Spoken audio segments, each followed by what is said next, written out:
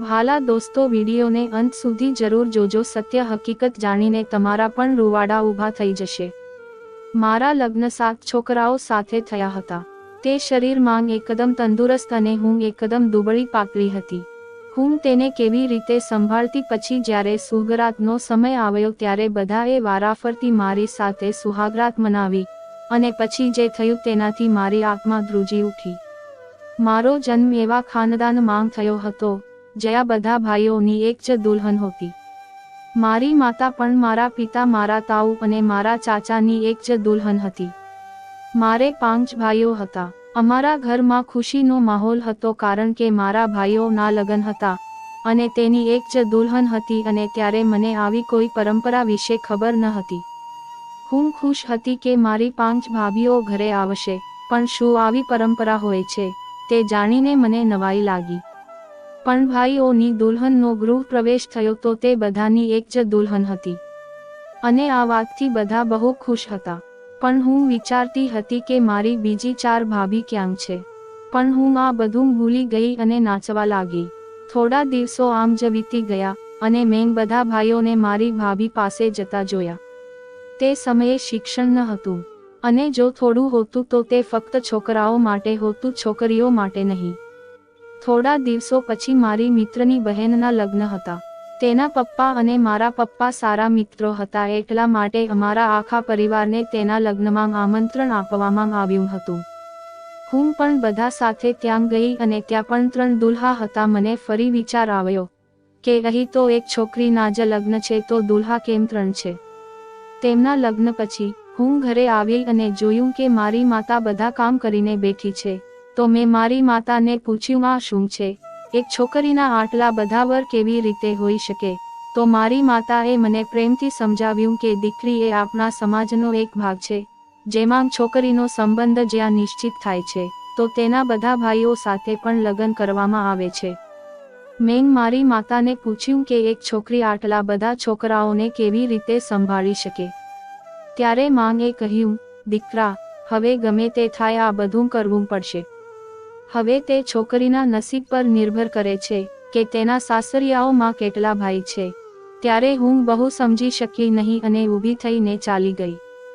થોડા દિવસો પછી જ્યારે હું 18 વર્ષની થઈ ત્યારે મારા ઘરમાં મારા લગ્ન વિશે ચર્ચા થવા લાગી. ભાઈ અને પિતાએ મારા માટે સંબંધ ગોતવાનો શરૂ કરી દીધો, પણ હું ખુશ નહોતી. મારું હૃદય એટલું બધું નર્વસ હતું કારણ કે મને ખબર નહોતી કે મારા કેટલા છોકરાઓ સાથે લગ્ન થશે અને હું તે બધાને કેવી રીતે સંભાળીશ. પણ મારું ક્યાં ચાલવાનું હતું, તે જ થવાનું હતું જે વડીલો ઈચ્છતા હતા. બીજા દિવસે હું મારી માં સાથે બેઠી હતી ત્યારે મારા મોટા ભાઈએ આવીને કહ્યું કે અંજુ માટે ખૂબ સારો પરિવાર મળ્યો છે અને જમીન પણ સારી છે. તે 7 ભાઈઓ છે. આ સાંભળતા જ મારા પગ નીચેથી જમીન સરકી ગઈ. 7 છોકરાઓને હું કેવી રીતે સંભાળીશ, બસ આ વિચારમાં ખોવાઈ ગઈ હતી. હું વારંવાર આ સમાજને કોસતી હતી કે આ પરંપરા કોણે અને શા માટે બનાવી છે. અમારી છોકરીઓનું જરાય ધ્યાન નથી કોઈને. મેં આ લગ્ન ન કરવા માટે ઘણીવાર પ્રયત્ન કર્યો, પણ કદાચ આ લગ્ન કરવાનું મારા નસીબમાં હતું. મેં મારી માતા અને ભાભી સાથે વાત કરી, પરંતુ તેણે પણ મને કહ્યું કે હવે તમારે તે સ્વીકારવું પડશે. મારી માં કહેવા લાગી કે હું અને તારી ભાભી પણ આ બધાનો સામનો કરી રહ્યા છીએ. શરૂઆતમાં તને પીડા થશે, પરંતુ પછીથી તું જાતે જ સહન કરવાનું શીખી જઈશ. હું દુઃખી મન સાથે ત્યાંથી નીકળી ગઈ. હવે જેમ જેમ લગ્નનો દિવસ નજીક આવી રહ્યો હતો તેમ તેમ હું ખૂબ જ ચિંતિત થતી હતી અને આખરે તે દિવસ આવી ગયો. એ દિવસ જેની દરેક છોકરી રાહ જુએ છે. પણ મને આ દિવસ ગમતો ન હતો કારણ કે શરૂઆતથી જ મેં એક જ વ્યક્તિનું સપનું જોયું હતું, 7નું નહીં. બાકી બધા પોતપોતાના કામમાં વ્યસ્ત હતા. કોઈ તૈયાર થઈ રહ્યું હતું તો કોઈ બારાત આવવાની તૈયારી કરી રહ્યું હતું. હું સૌથી સુંદર લાગતી હતી કારણ કે મારો રંગ ગોરો હતો અને શાદીના કપડામાં પણ હું ખૂબ જ સુંદર લાગી રહી હતી. પણ મને મારી સુંદરતા દેખાતી ન હતી. હું ચિંતિત હતી કે બધું કેવી રીતે થશે. પછી અચાનક આવા વિચારોમાં ડૂબી ગયેલું મારું મન કેટલીક છોકરીઓના અવાજેથી બહાર નીકળી ગયું, જેઓ કહી રહી હતી કે લગ્નની બારાત આવી છે. ખાધા પીધા પછી મને મંડપમાં લઈ જવામાં આવ્યા. ત્યાં 7 વરરાજા બેઠા હતા અને મારું હૃદય ધડકતું હતું અને હું મજબૂરીના કારણે કંઈ કરી શકતી નહોતી. પછી એ સાતેએ એક પછી એક મારા માથા પર સિંદૂર લગાવ્યું અને મારા ગળામાં મોટું મંગળસૂત્ર સાતેએ પહેરાવ્યું અને ફેરા માટે મારા પલ્લુને તે સાતેના સાથે બાંધવામાં આવ્યું. પછી અમારા લગ્ન સંપન્ન થયા. મને મારા રૂમમાં લઈ જવામાં આવી જ્યાં મારી ભાભી અને માતા અને અન્ય કેટલીક સ્ત્રીઓ હતી. તેણે મને કહ્યું, જુઓ દીકરા, હવેથી તારી દુનિયા આ સાત સાથે જ છે. તારે તે લોકોને ક્યારેય નિરાશ ન કરવા અને તેમની સેવામાં ક્યારેય કોઈ ઉણપ દર્શાવવી નહીં. તેમની સંભાળ રાખજે. બધાની વાત સાંભળી હું અંદરથી તૂટી રહી હતી. હું મારા સાસરે જવા માંગતી ન હતી, પરંતુ હું આ પરંપરાની સાંકળમાં એટલી ફસાઈ ગઈ હતી કે હું ઈચ્છવા છતાં પણ મારી જાતને મુક્ત કરી શકી નહીં.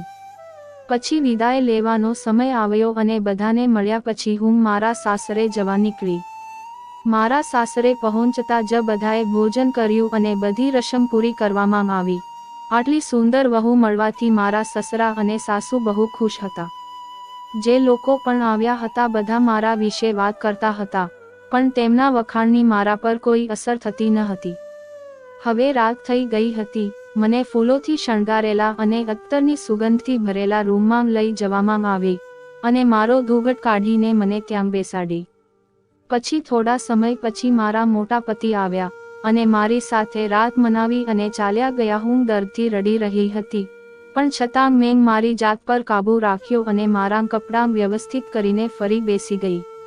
પછી મારો બીજો પતિ રૂમમાં આવ્યો અને તેને પણ મારી સાથે રાત વિતાવી. આ રીતે મારા બધા પતિએ મારી સાથે રાત મનાવી અને પછી ઊભી થઈને મને ઘરના કામે લગાવી દીધી. આખી રાતની પીડા મને કામ કરવાથી રોકી રહી હતી, પરંતુ હું કંઈ કરી શકી નહીં. પછી આવું દરરોજ થતું રહ્યું. આખી રાત તેઓ મારા શરીરને મશીનની જેમ વાપરતા અને દિવસ દરમિયાન ઘરના કામથી મારી હાલત ખરાબ થઈ જતી હતી. પછી એક દિવસ મને મારા પિયર લઈ જવામાં આવી અને ત્યાં ગયા પછી બધા લોકોને મળ્યા પછી મને ખૂબ સારું લાગવા લાગ્યું. પરંતુ જ્યારે મેં મારી ભાભીને આ બધું કહ્યું ત્યારે તેણે મને દિલાસો આપી અને કહ્યું કે હું તમારા ભાઈઓને આ વિશે વાત કરીશ. પછી મારા જવાનો સમય થઈ ગયો અને હું પાછી મારા સાસરે આવી. મેં અને મારી ભાભી ત્યાં મારા ભાઈઓ સાથે વાત કરી અને તેમને મારા સાસુને કહ્યું કે અમારી અંજુ બહુ નબળી છે. તે હજી એક જ સમયે 7 લોકો સાથે સંબંધ બાંધવા માટે સક્ષમ નથી, તેથી કૃપા કરીને તેના પર થોડી દયા કરો. પછી મારા સાસુએ મારા પતિના દિવસો બાંધી દીધા કે એક પતિ જ મારી સાથે એક રાત રહી શકે છે અને આ રીતે દરેક પતિને અઠવાડિયામાં એકવાર મારી સાથે રહેવાનો વારો આવશે. હવે હું સારી થવા લાગી હતી, પણ મારા સૌથી નાના પતિ મને બીજા બધા કરતાં વધુ સમજતા હતા. તે મારા મૂડનું પણ ધ્યાન રાખતા અને મારી દરેક સમસ્યાને સમજતા અને જ્યારે પણ મારી તબિયત સારી ન હોતી ત્યારે મારું ધ્યાન રાખતા. હું પણ તેને વધુ પ્રેમ કરતી હતી કારણ કે તે એક જ હતા જે મને પોતાની માનતા હતા. હવે ધીમે ધીમે અમે બંને એકબીજાના સપના જોવા લાગ્યા. હવે મારા સૌથી નાના પતિને બિલકુલ પસંદ ન આવતું કે તેના બીજા ભાઈઓ મને સ્પર્શ આપતા કે તેના બીજા ભાઈઓ મને સ્પર્શ કરે, પરંતુ તે કંઈ કરી શકતા ન હતા કારણ કે હું તેની પણ પત્ની હતી. એક દિવસ મારા સૌથી મોટા પતિએ મને પૂછ્યું કે તું ઉમેશ એટલે કે મારા સૌથી નાના પતિને આટલો પ્રેમ કેમ આપે છો? હું પણ તારો પતિ છું, તું મને આ રીતે પ્રેમ કેમ કરતી નથી? હું કંઈ બોલી ન શકી તો પછી હું તેને મને ગુસ્સામાં મારવાનું શરૂ કર્યું અને હું દર્દથી રડતી રહી અને તેની જેમ મારા બીજા પતિઓને પણ ઉમેશ સાથેનો મારો પ્રેમ બિલકુલ પસંદ ન હતો. તેથી હું મારપીટનો શિકાર બનવા લાગી, પરંતુ ઉમેશને આ બધું બિલકુલ પસંદ ન હતું. પણ એ બિચારો શું કરી શકે? એક દિવસ મારી માના ઘરેથી સંદેશ આવ્યો કે મારા ઘરે મારા ભત્રીજાનો જન્મ થયો છે, તેથી મને ત્યાં બોલાવવામાં આવી છે. મારા સાસુ અને સસરાએ મને કહ્યું કે કાલે તું તારા માતા પિતાના ઘરે જજે. ઉમેશ તને મૂકી જશે અને 2 દિવસ પછી પાછી પણ લઈ જશે. હું બહુ ખુશ થઈ કે ઓછામાં ઓછા 2 દિવસ માટે મને આ હેવાનોથી છુટકારો મળશે. રાત પડતાં જ વાયદા મુજબ ઉમેશ મારા રૂમમાં આવ્યા. પછી તેને મારો હાથ પકડીને મને આરામથી બેસાડી. હું કશું સમજી શકતી ન હતી. પછી ઉમેશે કહેવાનું શરૂ કર્યું, જુઓ અંજુ, હું તારી તકલીફ જોઈ શકતો નથી અને સૌથી મોટું કે તને કોઈ સ્પર્શ કરે તે હું સહન કરી શકતો નથી. ત્યારે મેં કહ્યું, હવે આપણે શું કરી શકીએ? અને સાચું કહું, હું પણ તમારી સાથે રહેવા માંગુ છું, કારણ કે મેં હંમેશા એક જ પતિનું સપનું જોયું છે અને આ સમયના રિવાજોએ મને મારા સપનાથી અલગ કરી દીધી છે. ત્યારે ઉમેશે મને કહ્યું કે હવે આપણે આમ નહીં જીવીએ. કાલે હું તને તારા માતા પિતાના ઘરે મૂકી અને હું પાછો આવીશ અને ઘરમાંથી પૈસા અને દાગીનાની ચોરી કરી લઈશ. પછી 2 દિવસ પછી હું તને લેવા આવું ત્યારે અમે અહીંથી ભાગી જઈશું. આ બાબતોથી મને ઘણી રાહત થઈ. હવે મને એક આશા જાગી કે કદાચ મારે ફરી આવો અત્યાચાર ન સહન કરવો પડે. બીજા દિવસે હું મારા કપડાં પેક કરીને ઉમેશની સાથે પિયર જવા નીકળી. ત્યારે અચાનક ઉમેશના દોસ્તના અકસ્માતના કારણે ઉમેશને ત્યાં જવાનું થયું. પછી ઉમેશે મને મારી પિયર જતી બસમાં બેસાડી અને તે તેના મિત્ર પાસે ગયા. હવે બધું યોજના મુજબ થઈ રહ્યું હતું. સાંજનો સમય થતાં મારા સસરાના ફોન પર મારા પિતાનો ફોન આવ્યો. એટલે પિતાએ પૂછ્યું, શું થયું, તમે અંજુને કેમ ન મોકલી? ત્યારે મારા સસરાએ કહ્યું કે તું શું વાત કરે છે, અંજુને તો સવારે જ બસમાં બેસાડી દીધી છે.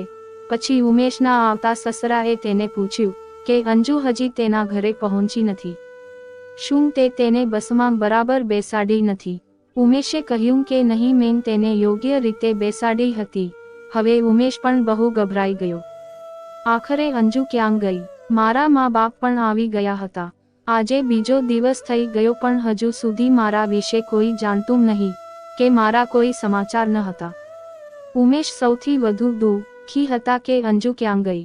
2 દિવસ પછી તે મારી સાથે તેની દુનિયા વસાવવા જઈ રહ્યા હતા, પરંતુ તે પહેલા આ ઘટના બની ગઈ. મારા તરફથી કોઈ સમાચાર ન મળતા બધાએ પોલીસને જાણ કરવાનું વિચાર્યું અને પોલીસ સ્ટેશન જઈને ફરિયાદ નોંધાવી. ત્યારે પોલીસે તપાસ શરૂ કરી હતી. પછી રસ્તા પર તેને અંજુની લાશ મળી. અંજુને પથ્થર વડે મારવામાં આવી હતી, જેના કારણે અંજુના આખા શરીરને નુકસાન થયું હતું.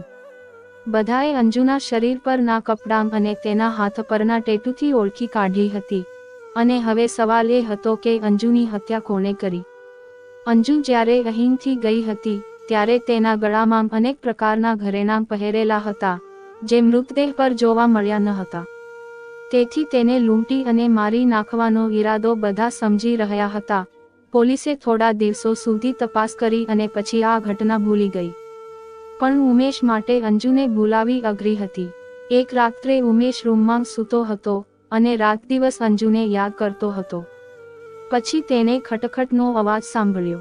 તે રૂમનો દરવાજો ખોલીને પાછળની બાજુએ ગયો જ્યાંથી અવાજ આવતો હતો.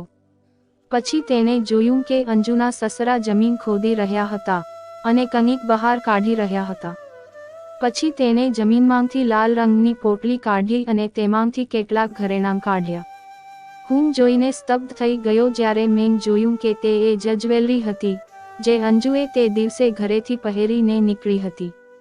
તેને આખી વાર્તા સમજાઈ ગઈ હતી, પરંતુ તે વિચારતો હતો કે તેના પિતા આ કેવી રીતે કરી શકે અને તે આ વિચારીને દુઃખી થઈ રહ્યો હતો. ઉમેશે બીજે દિવસે પોલીસ બોલાવીને બધું કહ્યું. અંજુના સસરા ઉમેશને ગુસ્સામાં જોઈ રહ્યા હતા, પરંતુ પોલીસના ડરથી તેમને બધું કહી દીધું કે મેં અંજુ અને ઉમેશની બધી વાત સાંભળી લીધી હતી. આ લોકો 2 દિવસ પછી ભાગી જશે તો પછી મારા બાકીના દીકરાઓનું શું થશે અને અમારું સમાજમાં શું માન રહેશે? એ મેં ડરથી મેં અંજુનો પીછો શરૂ કર્યો અને મારા કેટલાક ગુંડાઓની મદદથી અંજુને મારી નાખી, જેથી તે ઉમેશ સાથે ભાગી ન જાય અને મેં ઘરેણાં કાઢી લીધા, જેથી લોકોને લાગે કે આ લૂંટનો મામલો છે અને અમારા ઘરેણાં પણ બચી જાય. પોલીસે હવે અંજુના સસરાની ધરપકડ કરી હતી. ઉમેશની આંખોમાંથી આંસુ રોકાતા નહોતા કે આ કેવો રિવાજ છે જેના કારણે છોકરીઓને આટલું બધું સહન કરવું પડે છે અને જો તે જીવવા માંગે તો તેની હત્યા કરવામાં આવે છે.